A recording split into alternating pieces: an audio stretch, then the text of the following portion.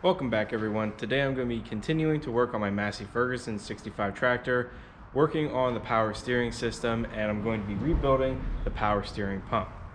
So in a previous episode, I worked on the system earlier and I rebuilt the assist ram and cylinder on the front of the tractor. That's only part of the story, but now I need to rebuild the pump. Hopefully that will take care of any of the issues that it's having and also change the filter out on. So let's get to it.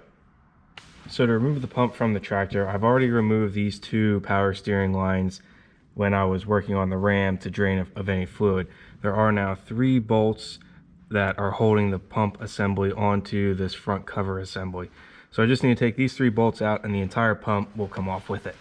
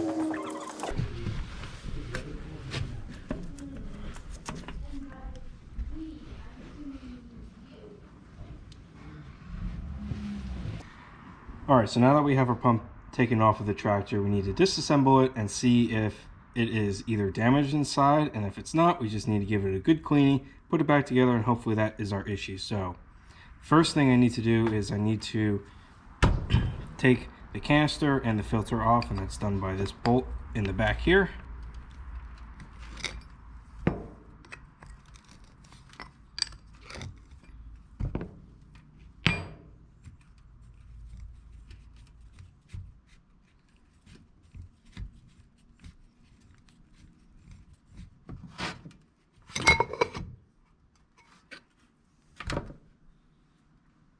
And there's no filter. That is a problem because there should be a filter in there, because as you can see, there is some dirt and crap that has gotten in there. So hopefully maybe our problem is that there's a bunch of junk that has gone through the pump and is jamming it up, but there should be a filter anyway.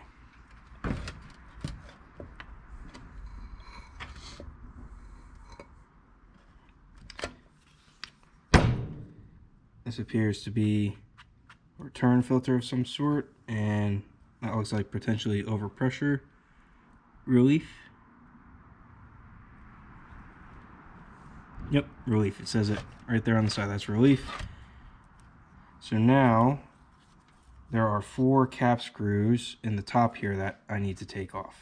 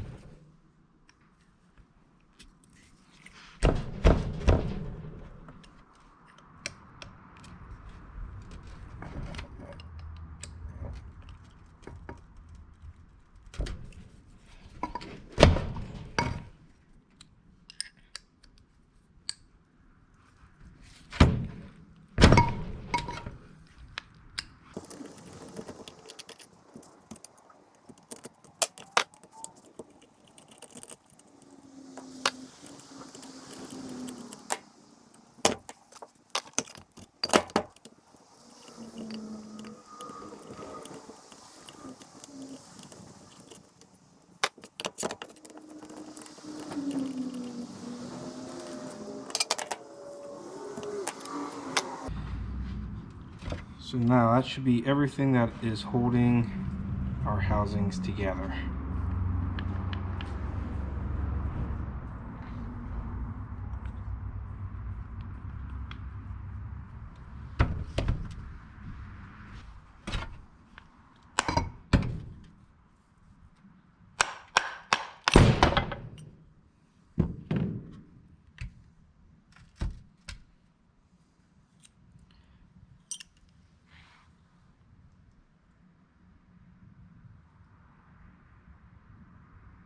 So this is our front body here.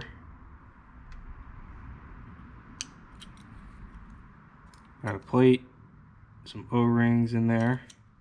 This is part of the drive gear assembly. This is the pump gear. This is the center body housing.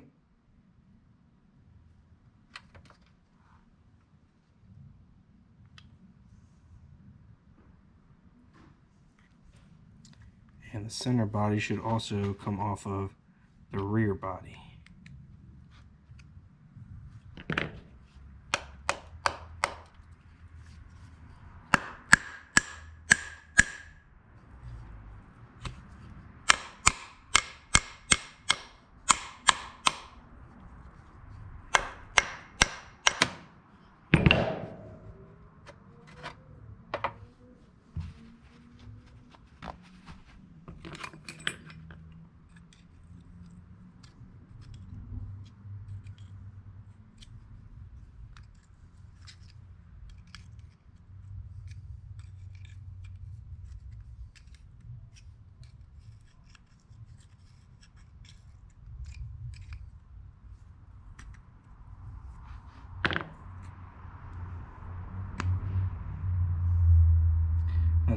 That's the center body, that's the rear body.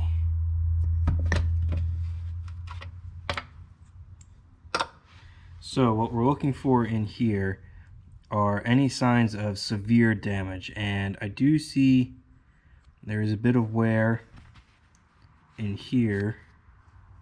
I can see there is some wear down in here,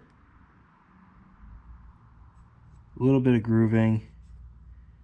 Looks like it could have been dirt that went through the pump, but there's nothing catastrophic that appears to be wrong with the center housing. And if there is, I have to replace the complete pump. I can't rebuild it if there's anything damaged in the center housing, but it appears to be okay. So I think we are safe to completely rebuild this pump. Now there's a snap ring in here. I assume that will be to get this gear off.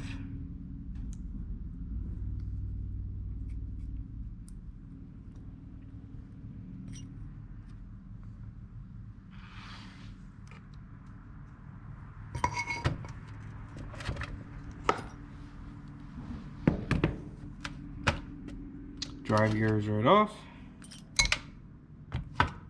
And this is the pump drive gear.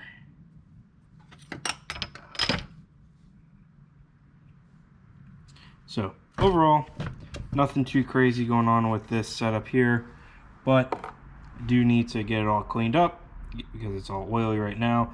I will be putting a filter back in it, and we will reseal it and put it back together. So time to get this all cleaned.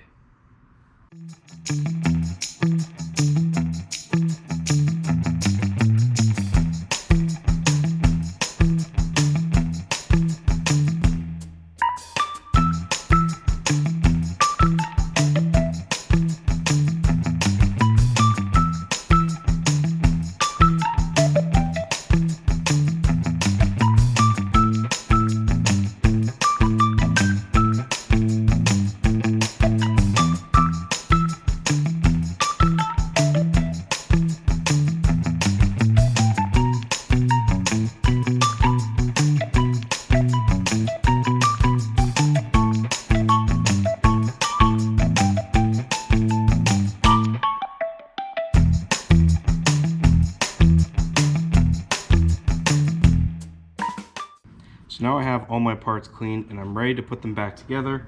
I have a brand new seal kit that I ordered online. I did order 2 different filters because I didn't know what this took, but as it turns out, It's got an internal filter. There's a fine screen. There's a screen and then a fine screen over top of the intake area. So it doesn't need a filter. I'm not a huge fan of that. I'd prefer to have a filter I can change out, but I guess screen is fine. So now I need to put everything back together, and I was having a bit of an issue because the book does not match this pump. It's similar, but it's not close enough. A big difference is these bearing plates are not shown on my book. So that was causing me a bit of issue to get figured out on where that needs to go. But I think I have it figured out, so I think I can start to put this back together. Another big difference between the pump and the pump that's in my book is that in the book, the pressure port is on the center section, the center housing, but on this pump, it's on the rear housing. So that's another difference.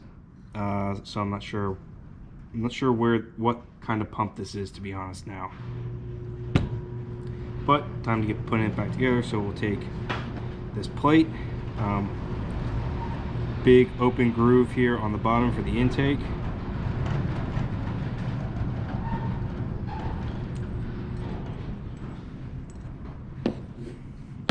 So what I'm going to do now is I'm going to take these pins. These pins go back in here. Give them a little tap. Now those pins are in. I also need to put in this gasket, which goes in a groove in here.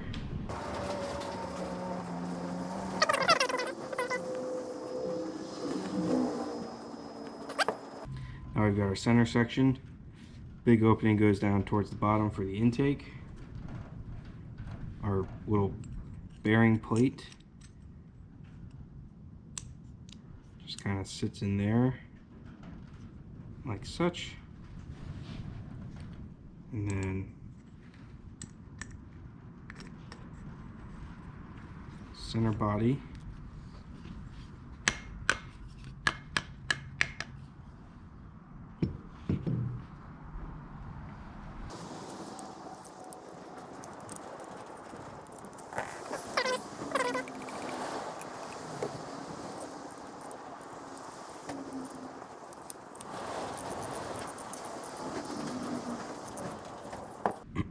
So that's running pretty well.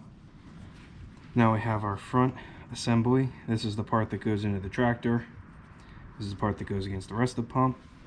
We do have a seal that goes in.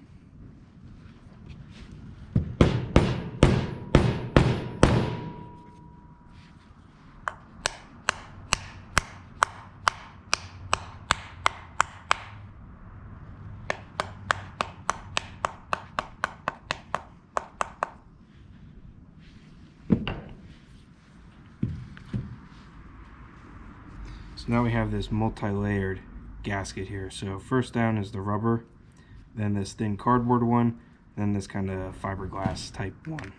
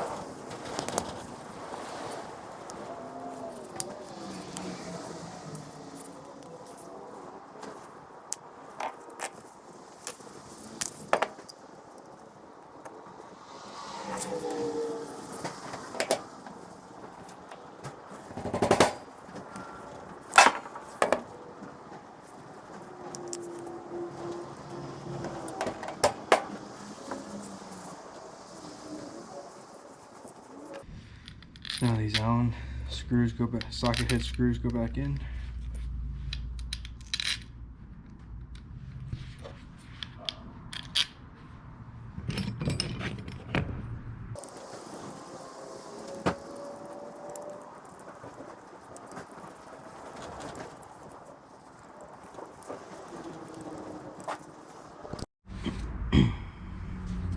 Alright, so now that I have all the cap head screws tightened down, put the key in, put our drive gear on,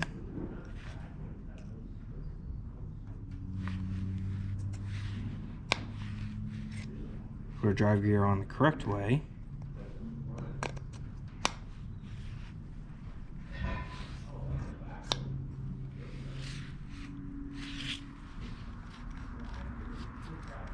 feels smooth, no major issues there. Snap ring goes on the end.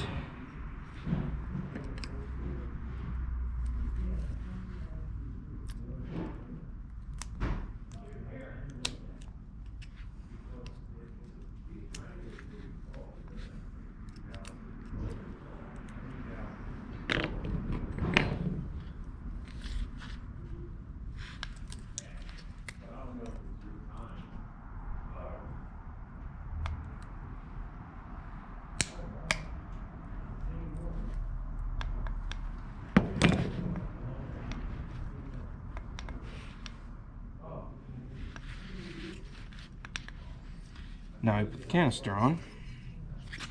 So this is our fill down. So we want our fill for a canister to be at the top.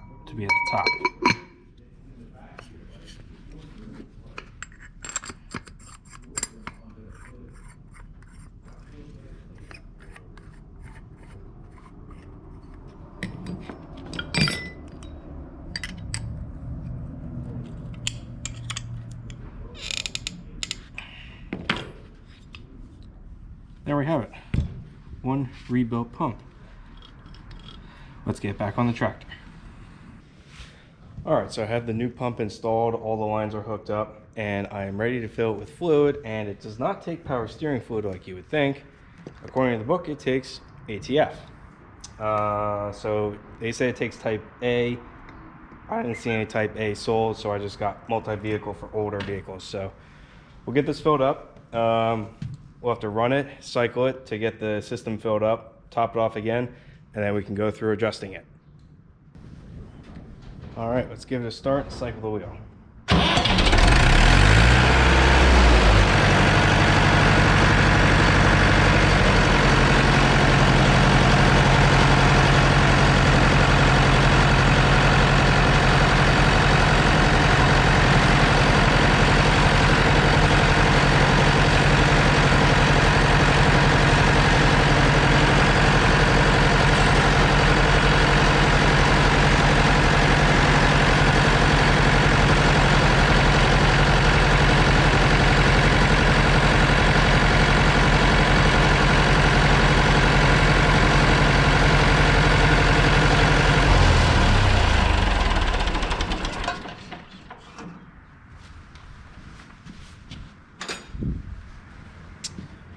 Now we cycled it.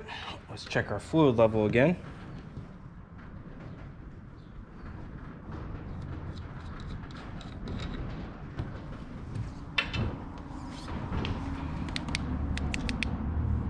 Oh yeah, she drank some.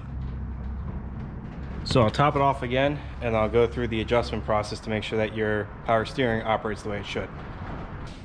Alright, so I've topped the fluid off in the reservoir again to another level. I will do it one more time after I'm done adjusting all the steering. Now, according to the manual, the way you are supposed to adjust the steering is start the tractor up, get to 1500 RPM, turn this adjustment screw down so that it bottoms out, and then make sure that this pin can move freely up and down, and then you're going to want to back that adjustment screw out 7 whole turns. And that should give you a swing for the power steering. After you adjust that screw out 7 turns, you then want to adjust this linkage to ensure that you have an equal resistance in each direction of the power steering turning, and the relief hits. So you need to continue to adjust that until you get that in each direction. And then you can put this lock nut in, you can put the jam nut on this as well, and you're done.